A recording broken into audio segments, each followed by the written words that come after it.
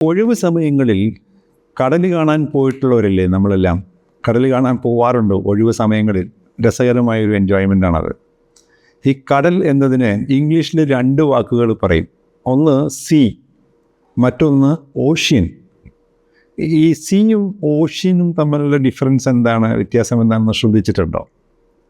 വലിയ വ്യത്യാസമില്ല, ചെറിയൊരു വ്യത്യാസമേ ഉള്ളൂ. കരയോട് ചേർന്ന് കിടക്കുന്ന ചെറിയ സമുദ്രങ്ങളെയാണ് സീ എന്ന് പറയുക. കരയിൽ നിന്ന് അകലെയുള്ള വലിയ ആഴത്തിലുള്ള വലിയ സമുദ്രത്തെ, കടലിനെയാണ് ഓഷ്യൻ എന്ന് പറയുക. കഴിഞ്ഞു, വ്യത്യാസം കഴിഞ്ഞു. ഒന്നും കൂടി സൂക്ഷ്മമായി മനസ്സിലാക്കിയാൽ, ഗ്ലോബിലുള്ള, നമ്മളുടെ ഭൂമിയിലുള്ള കരഭാഗത്തോട് അടുത്ത് നിൽക്കുന്ന ചെറിയ ചെറിയ ഭാഗങ്ങളെ, ചെറിയ കടലിനെ നമുക്ക് നോക്കിയാൽ കാണാൻ കഴിയുന്ന, നമ്മൾ പോയി ഇറങ്ങുന്നതെല്ലാം സീ എന്നാണ് വിവക്ഷിക്കുക. എന്നാൽ പുറംകടൽ എന്നൊക്കെ നമ്മൾ മലയാളത്തിൽ പറയുന്ന പുറംകടൽ, വലിയ കടൽ, ആഴമേറിയ കടൽ, അതെല്ലാമാണ് ഓഷ്യൻ. അതിൻ്റെ ഉദാഹരണവും വളരെ എളുപ്പമാണ്. പസഫിക് ഓഷ്യൻ എന്നാണ് പറയുക, അറ്റ്ലാന്റിക് ഓഷ്യൻ എന്നാണ് പറയുക, ഇന്ത്യൻ ഓഷ്യൻ എന്നാണ് പറയുക. മറിച്ച് അറബിക്കടലിനെ അറേബ്യൻ ഓഷ്യൻ എന്നല്ല പറയുക, അറബിക് സീ എന്നാണ് പറയുക. അപ്പോൾ കരയോട് ചേർന്ന് കിടക്കുന്ന താരതമ്യേന ചെറിയ കടലിനെയാണ് സീ എന്ന് പറയുക. കരയിൽ നിന്ന് അകന്നുള്ള പുറംകടൽ, വലിയ കടലുകളെയാണ് ഓഷ്യൻ എന്ന് പറയുക.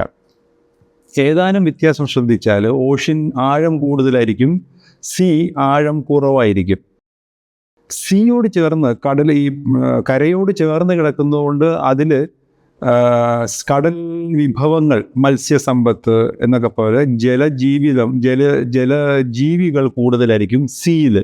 കാരണം കരയോട് ചേർന്നാണ് കിടക്കുക.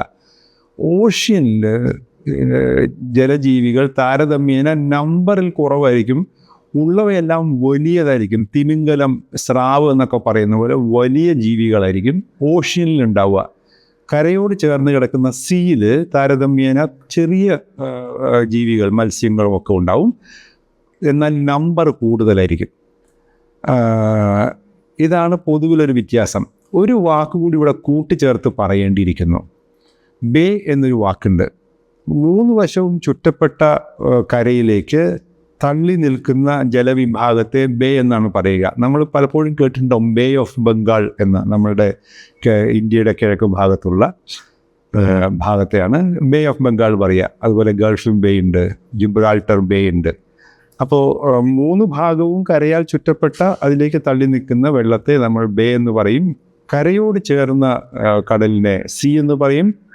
കരയിൽ നിന്ന് ദൂരെയുള്ള ആഴമേറിയ വലിയ കടലിനെ ഓഷ്യൻ എന്ന് പറയും. ചെറിയ വ്യത്യാസങ്ങളാണ്, എങ്കിലും ഇതെല്ലാം അറിഞ്ഞ് പറയുകയാണെങ്കിൽ നമ്മളുടെ സംസാരം കൃത്യമായിരിക്കും, ഭാഷ ശുദ്ധമായിരിക്കും. ഇംഗ്ലീഷ് ഭാഷയിൽ ഇതുപോലുള്ള ഒരുപോലെ എന്ന് തോന്നുന്ന വാക്കുകളുടെ വ്യത്യസ്തങ്ങളായ അർത്ഥങ്ങളുമായിട്ട് നമുക്ക് ഇനിയും കണ്ടുമുട്ടാം. നമ്മളുടെ യൂട്യൂബ് ചാനലിൽ ഇതുപോലെ ധാരാളം വ്യത്യാസങ്ങൾ കാണിച്ചിട്ടുണ്ട്.